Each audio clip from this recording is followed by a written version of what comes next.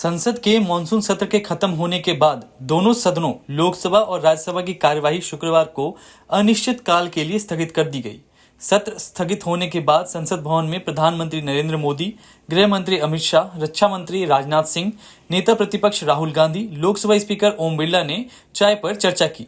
ये एक अनौपचारिक बैठक थी। इसमें सत्ता पक्ष और विपक्ष के कई नेता शामिल हुए। लोकसभा का मानसून सत्र 22 जुलाई से शुरू हुआ था।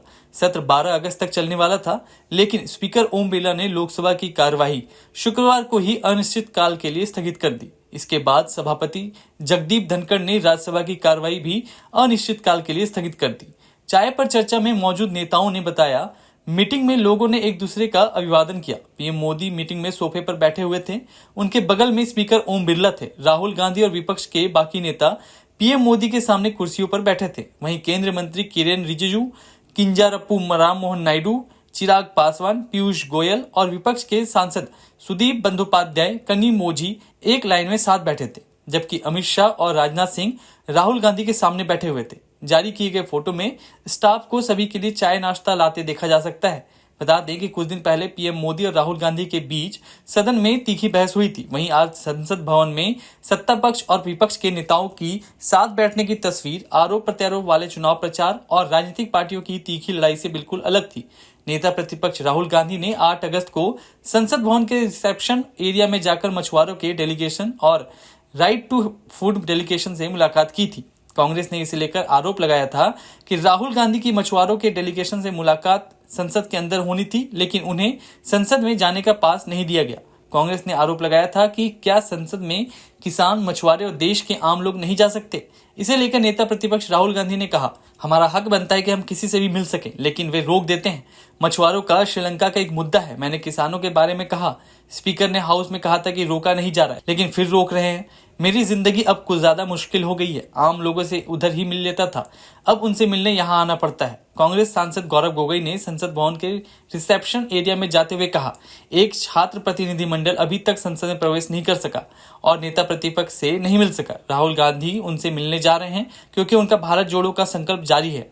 इससे पहले नेता प्रतिपक्ष राहुल गांधी ने मंगलवार 6 अगस्त को संसद भवन स्थित अपने कार्यालय में किसान संगठनों के एक प्रतिनिधिमंडल से मुलाकात की थी, जिसमें संयुक्त किसान मोर्चा के 11 सदस्य शामिल थे। किसानों के प्रतिनिधिमंडल से मुलाकात के दौरान राहुल गांधी ने किसानों के लिए एमएसपी की कानूनी गारंटी और कर्ज मुक्ति जैसे मुद्दों पर बात की थी। विपक्ष के नहीं है, पूरे सदन के हैं। इस तरह की गोलमोल बात आप नहीं कर सकते हो। आप नहीं हो अध्यक्ष के अधिकार के संरक्षक। मोनेटाइजेशन 24 घंटा उनको तंग करते हैं।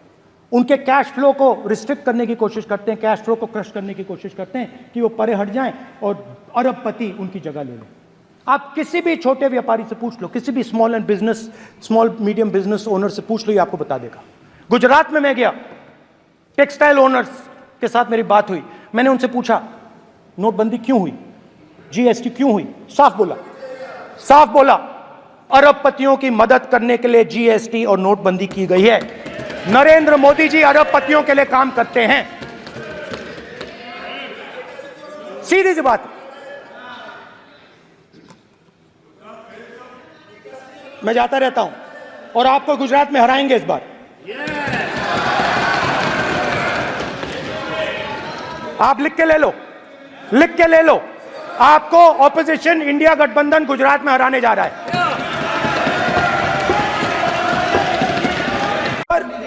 तो आपने ये छोटे छोटे चक्रव्यूह बना रखे हैं। मैं इनको समझने की कोशिश करता हूं अपने छोटे से तरीके से। कुछ महीने पहले मैं 6-7 घंटे बढ़इयों के साथ काम किया। वहां विश्वकर्मा जी थे, उनसे मैंने एक सवाल पूछा। मैंने उनसे कहा कि आपको किस चीज से दुख होता है, किस चीज से आपको दर्द होता है? उन्होंने मुझे कहा, राहुल बात सुनिए, आपको समझ आ जाएगी, बात सुनिए, समझिए। सर इंटरप्ट कर रहे हैं सर, अब बोलिए।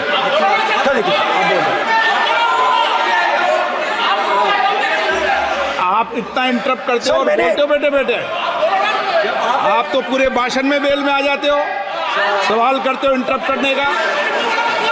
ठीक है सर, तो मैंने मैंने विश्वकर्मा जी से पूछा कि आप यहां सालों से बढ़ाई का काम कर रहे हो,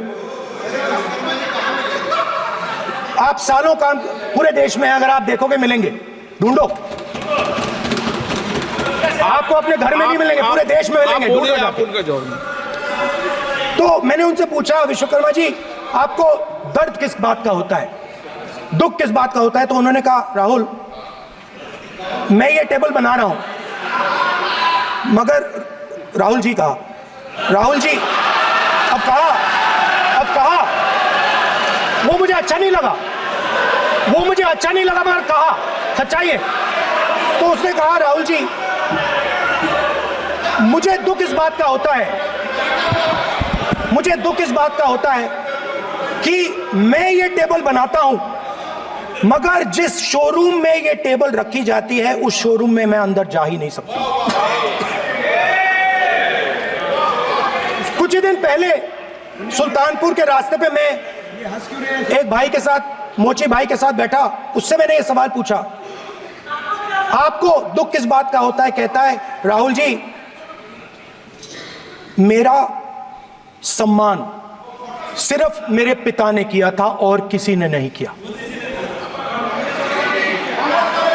तो मेरा कहना है, सर ये जो आपने चक्रव्यूह बनाया है, इस चक्रव्यूह से करोड़ों लोगों को नुकसान हो रहा है, दर्द पहुंच रहा है, और हम इस चक्रव्यूह को तोड़ने जा रहे हैं। और तोड़ने का सबसे बड़ा तरीका जिससे आप लोग डरते हो, कांपते हो, वो है जाति जनगणना। और जैसे मैंने कहा था कि इंडिया गठबंधन गारंटीड लीगल एमएसपी इस सदन में पास करेगी, वैसे ही मैं कह रहा हूं, आपको अच्छा लगे ना लगे, जाति जनगणना इस हाउस में, इस सदन में पास करके हम आपको दिखाएंगे। द चक्रव्यूह that has captured India has three forces behind it. First is the idea of monopoly capital, that two people should be allowed to own the entire Indian wealth. So one element of the Chakravyu is coming from the concentration of financial power. The second element, sir, मैं budget को explain कर रहा हूं sir, मैं आ रहा हूं, वहीं आ रहा हूं sir. So one element is financial power. The second element is the institutions, the agencies, CBI, ED, Income Tax Department of this nation, and the third is the political executive. It's because, sir, these three together are at the heart of the Chakravyu, and they have devastated this country. It's because of my expectation was that this budget would weaken the power of this Chakravyu, that this budget would help the farmers of this country, would help the youth of this country, would help the laborers, the small businesses of this country. But what I have seen is that this budget, the sole aim of this budget, iski jo niyat hai, it is to strengthen this framework, the framework of big business, monopoly business, the framework of a political monopoly that destroys the democratic structure, and finally the framework of what one can call the deep state or the agencies. And the result of this has been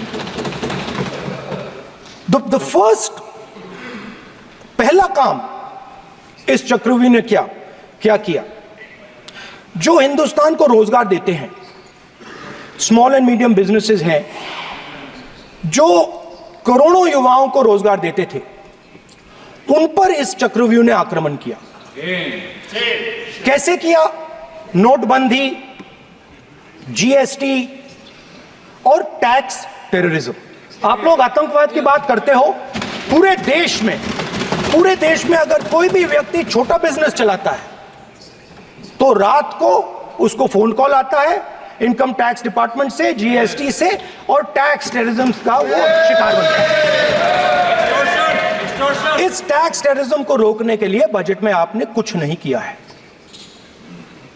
तो tax terrorism के कारण और ये जो आपकी नीतियां हैं, जो आपने कोविड के समय बड़े बिजनेसेस की मदद की और जो स्मॉल एंड मीडियम बिजनेसेस थे उनको खत्म किया, उसके कारण आज हिंदुस्तान के युवाओं को रोजगार नहीं मिल सकता है।